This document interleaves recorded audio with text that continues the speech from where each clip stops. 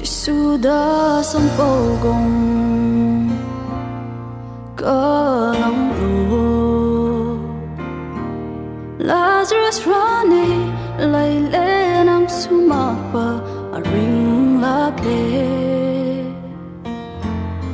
Mary nay Martha hapat ay takle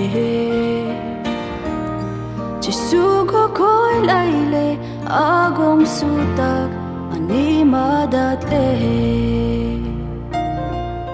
Katay po vui tạc lệ Giang mà đây này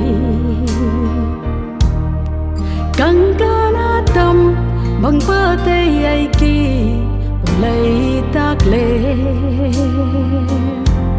Martha ada Bak pa hát lệ bằng ba nang lay din cha rakani bi bui aring lay tang le Sama day nay ta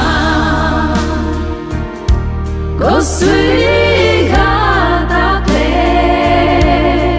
bang pha ni ti mak le na sang pa koi lai bo ai bang pa poi di le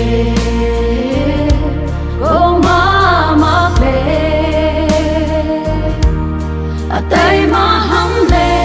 Sama day rido Ating lang le Anatam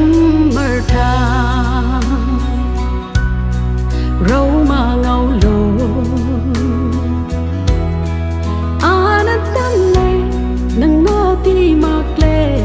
Azang ma day ta Quay tu tay có quay ta Giêsu na Lazarus tất bật lệ Càng ca na tâm lệ Aring ta Aring ta Aring ta Nung kahin sorry Cho lại tăng lệ Hát sa bang pago Igo lat lay le Agong pi mak